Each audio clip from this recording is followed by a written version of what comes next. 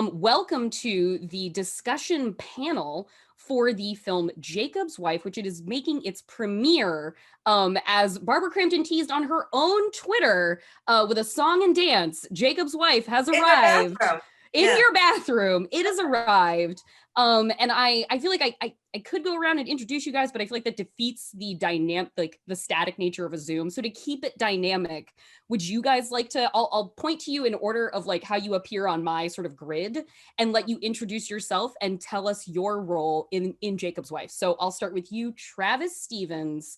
Hello. Who are you and what do you do on this film? I was one of the writers, the director, and one of the producers on Jacob's Wife. Excellent. You edited a little bit too. Oh yeah, and co-editor. That's a real filmmaker. It's always tremendous talking to people with independent film, because you introduce them as one thing and then you find out over the course of the conversation what other dozen things they did to make that movie real. And so next in my grid would be a do-it-all sort of guy, Larry Fessenden. Tell us your part in this film. I'm Larry. I play Jacob. And then Barbara, the Barbara Crampton, tell us about your role with Jacob's Wife, your capacities involved in this film. Well, I developed it over a period of about 4 years and brought it to AMP, the production company AMP, and worked very directly with Bob Portal there to bring it to life. And I'm also the wife in Jacob's Wife, so I'm an actress in that too. So, okay, 4 years, that's quite the process. I guess not like the wildly longest amount of time it takes to get a film off the ground. Every film is a kind of a miracle in its own way, making it happen and bringing it to the light of day. I guess sort of tell me about just give me the broad strokes of the process of making Jacob's Wife real. And, I guess each of you sort of weigh in where you feel like it's your time to chime in. Obviously, Barbara, you're in from the ground floor with this one. Yeah, it was part of a screenwriting contest at Shriekfest in Los Angeles, and it won first prize. Oh, okay. About 5 years ago. And at the time, the original writer, Mark Steensland, was very good friends with Denise Gossett, who runs that fest. And they decided that they thought I should read this script, that it might be a good vehicle for me as an actor. I was just starting to produce a little bit at the time. And I read it and I fell in love with it. And it's really like, if Marriage Story was a horror film, what would happen? And, this kind of thread of conversation for Travis and Larry, you guys have, between you have directed and produced so many, many, many, many movies. I guess I just sort of wanted to hear from both of you. This is very much just like sort of the audience member in me talking about that sort of stick-to-itiveness that you have to have when you've got that project. You see the potential, it's an underdog, not because of necessarily what it is, because kind of any independent film is an underdog in its way. Like, I just sort of wanted to hear from both of you Larry, Jesus, you're a super producer, like how that, having those multiple irons in the fire at one time, but being dutifully committed to so many of them at once, like seeing a movie like this, a little engine that could like this through to its completion. Well, this is Travis's show and he should answer it, but in a weird way, I'm going to jump in because there's a little backstory that's quite endearing to me as just a humble actor, is that Barbara actually sent me the script. I don't know if it's 3 years ago, 4 years ago, but she said, you might be good for Jacob. And so in a weird way, I was aware of this project in the background, and so endeared that Barbara would think of me in that, because it's the second lead. And then I was vaguely aware every now and again she'd call and tell me some part of her adventures to get it made and, sort of fill me in.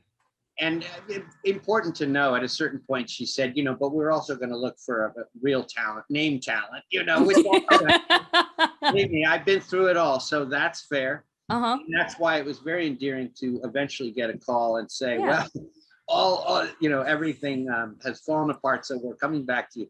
But that's really not true, Larry. No, be you. Tell me, Travis, about coming onto this, and like Barbara said, you do a strong pass at it. Like, what were the elements that you, when you were reading this, you're like, oh my God, I want to sink my teeth into this, and I'm going to bring these pieces to it that I think will really make it sing and really make it, my own as a directorial effort. Like adding what kind of certain elements came in on your behalf, and the what really resonated with you when you got it, and you were like, don't call anybody else. This is my movie. Yeah, I mean, I think the reason why I had such an immediate reaction to it is because from the story, it was so clear why this was the perfect movie for Barbara Crampton at this point of her career, both for the character that's in the movie and for her stepping in more fully as a producer. There was a real sort of, dichotomy between the transformation that Anne goes through and what Barbara was doing in her own career. And I think, to get to your question of like, what keeps you going, what keeps the coal going in the engine and getting that train up a hill, is your connection to what the purpose of the movie is. And for me, from the initial read through many drafts of the script, through shooting, through editing, it was that clarity of creating a platform for Barbara to really sort of soar on. And I think, like, and Larry, I'm not just saying this, but I had immediately had the same thought Barbara had, which was like, Larry would be perfect for this role, because I feel sort of like we're used to seeing Barbara in a certain type of role in a horror movie, and we're also familiar with seeing Larry in a certain type of role. And put the two of them on the center stage and let them dance for the duration of the movie instead of just coming in little pieces was like so exciting. And I think it goes into that, like Larry was saying, that we're friends, we're family, there's a comfort with each other. But I think there's this meta level too, which is sort of like us at this point of our careers getting a bit more room to play.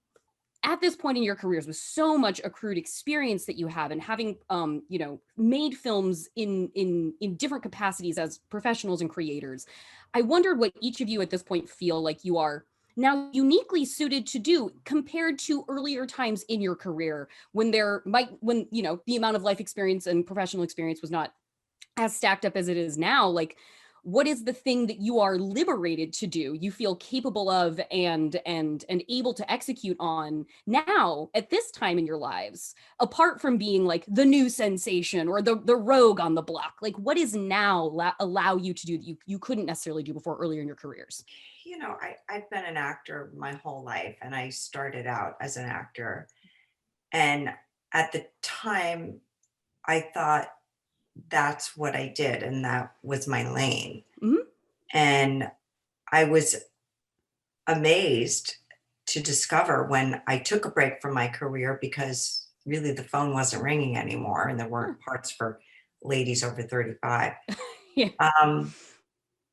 That when I came back because of a fluke phone call and did You're Next, and I saw all these wonderful people directing, producing, writing, and acting in a movie all together, with Adam Wingard's movie, and that being that sense of that mumblecore movement.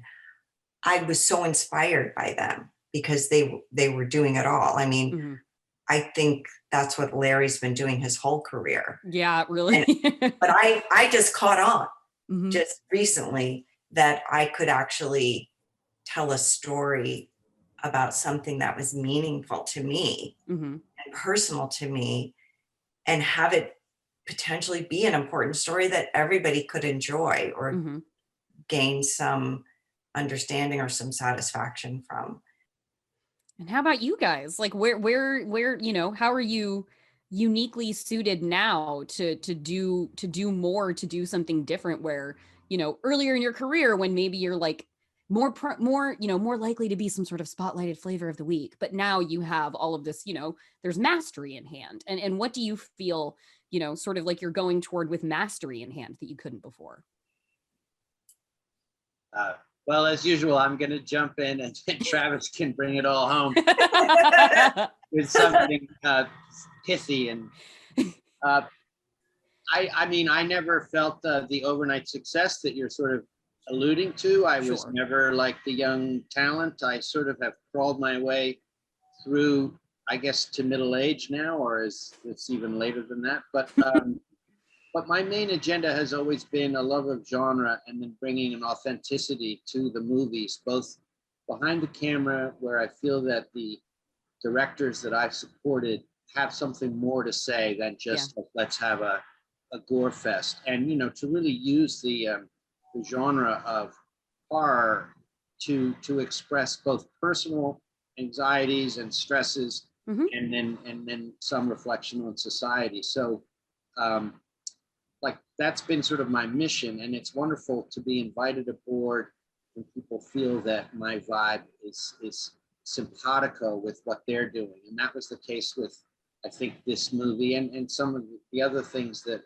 I've done with Travis and Barbara. So that's the one thing. And then, you know, to get a role that takes a little more than 3 minutes and then I get killed, which is my usual performance, was really just very heartwarming to be invited aboard. And of course, we're not really into the story of the movie, but I like this character. He's unexpected for me. Travis was very sweet. He said, "Do you mind cutting your hair and putting in a tooth and shaving maybe a little deodorant would be nice, and just sort of clean up." And I think we all understood immediately that that's the joy of being an actor. I grew up with, you know, De Niro and Brando and the whole idea of transforming yourself in the role, and, you know, Hoffman, whoever, all the classic 70s actors who really were about transformation. And I knew that I could find a truth to this character.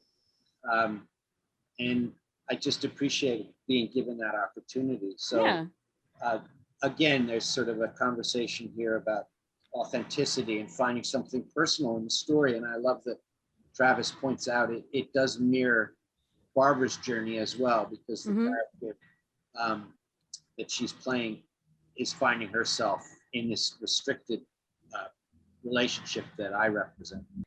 Well, it's really exciting. Like just a baseline thing I want to emphasize about this movie that I think maybe the quality of it that I enjoyed the most was watching a movie about grown-ups.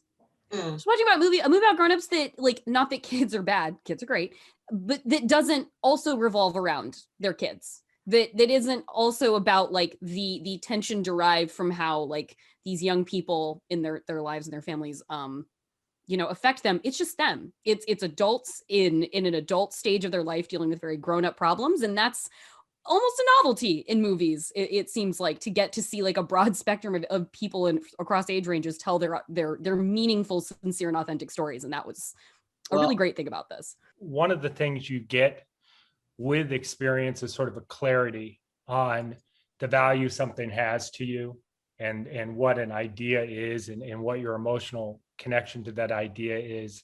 And that allows you to sort of make choices a lot easier, and also allows you to convince other people the value of something like a movie featuring an older couple in a horror film in a genre, and allows you to talk about it in such a way that is in broad enough terms that people can understand why this is an important story to tell. Because you're not just talking about what happens, talking about the value of what happens.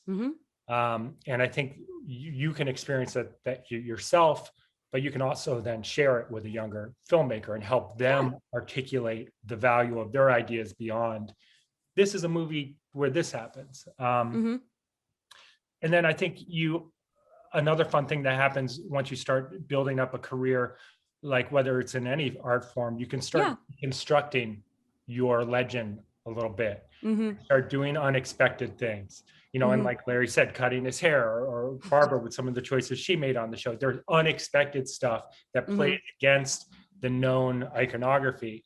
And that's something fun that comes with a body of work. Not to be pretentious in art school about it, but there, you know. Part of the thrill of genre is the bodies and the blood and the flesh and the viscera. And, you know, I wanted to hear from each of you in sort of a collaborative filmmaking sense about existing on the right side of that tension scale.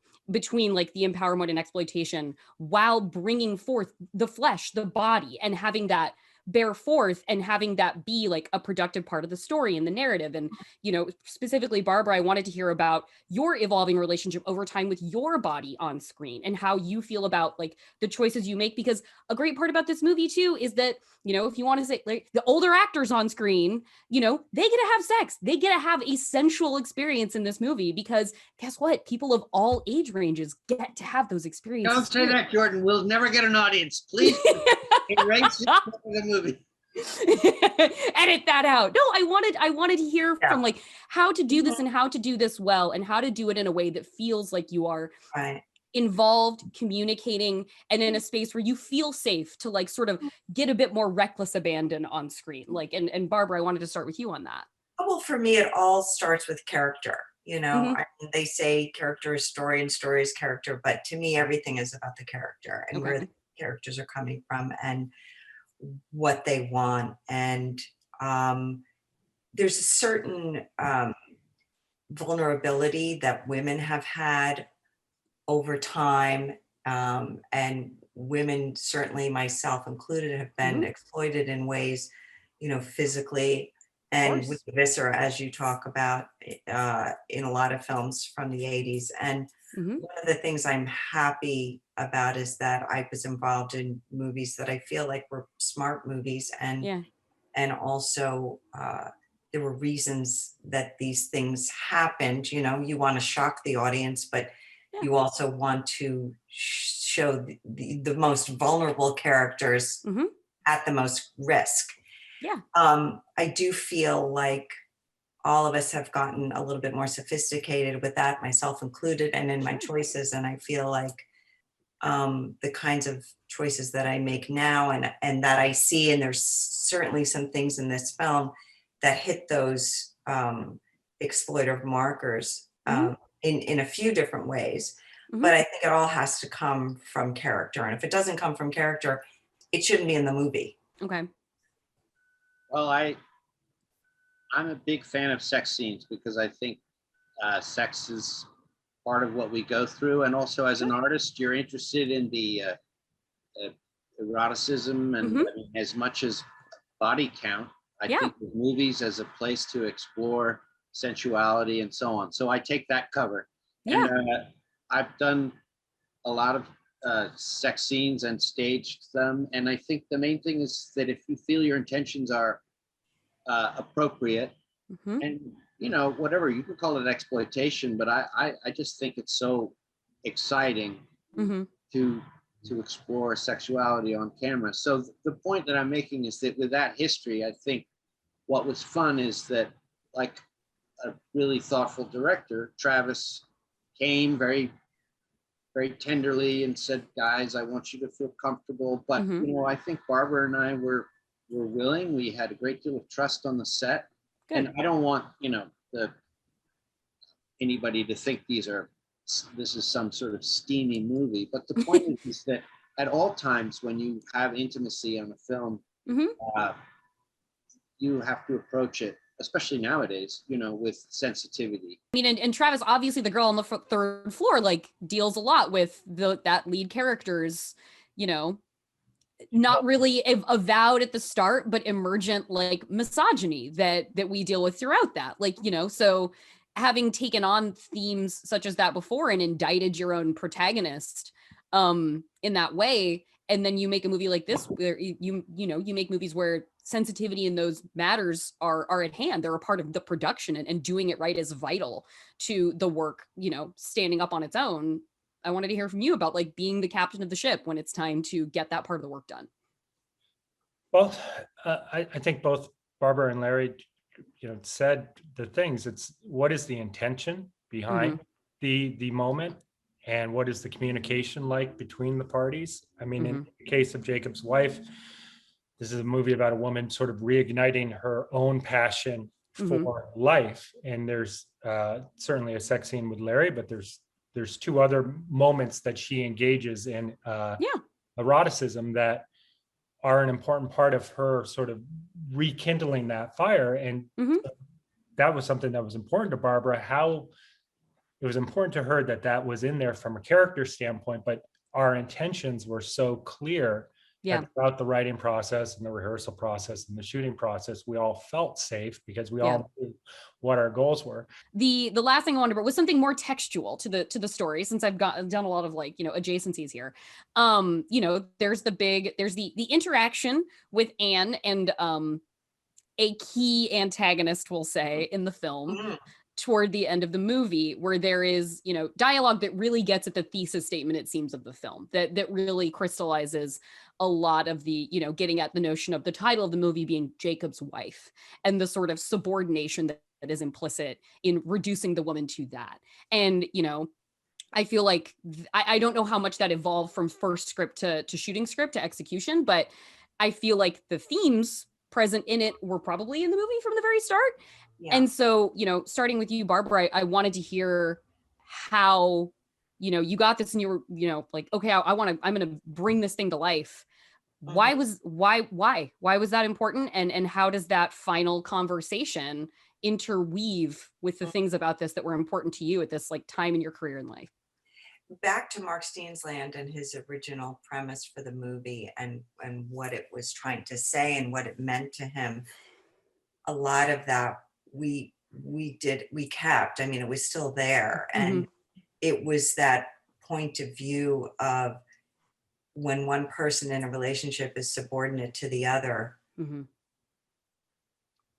Are you just going to walk away? Mm-hmm. Are you just going to throw it out and try to start over? And do we keep starting over and starting over and starting over? Or how do we stay in it and make it better? And that was very much a strong theme of the original script, and very much a part of what I wanted to explore, of being a longtime married woman and issues that I have with my husband and he has with me. And how do we keep that going while knowing that these issues never go away? That's, I think you treat your characters the way you should treat people in real life, is with empathy and trying to understand their perspective on the world and what their needs are and what's driving their actions. Try not to shortchange them based purely on your point of view. And, you know, I just, for me, what I was fascinated by when I read it was like, oh, this has the potential to be like a movie we don't see much anymore, like Alice Doesn't Live Here anymore, or A Woman Under the Influence, or An Unmarried Woman, where you have an incredible, strong female lead working with a male filmmaker to explore what the second stage of life is like. And I think approaching it with that and having the conversations with Larry and Barbara about their characters and what seems fair to them allowed us to I don't know, explore, like, play in that playground, because, like, the title is so possessive and so, like, just puts her in her place. Yeah. That we have that as a reference point throughout the course of the movie to constantly play against. And I think these conversations as individuals, bringing that empathy to it, you know, gave the movie interesting dynamics as we sort of bounced against that reference point. I know this is the kind of movie I want to be involved in, exploring character. And I hope anyone who's watching this before seeing the movie doesn't have the impression this is some dreary character drama. It's actually, it is not. No, in fact, my favorite, like, it's a great blend of tones, and my favorite one of those tones that it takes to is the dry, dark comedy, like when Barbara is caught in a compromising moment doing something very violent, and just this kind of quick moment, people walk in, they're like, and she's just like, gah. And then we cut away from it. It's like, oh God. Well, and there are so many great moments like that. Yeah, there's a lot of humor. And of course, Travis trying to rein in the hammy actor that the male lead. So there's a lot of different conflicting tones going on. And I think that's what makes it fun and kind of Mhm. vibrant, and perhaps not of any specific time. It's not some 70s throwback. It's not an Yeah. 80s film. It's very much of its time. I unfortunately have to relinquish everybody here and everybody watching to time. So I guess I'll have to call that the conclusion of this conversation. But thank you to Travis, to Barbara, and to Larry for Jacob's Wife and for taking the time to talk to us about Jacob's Wife for this event. Thank you, Jordan.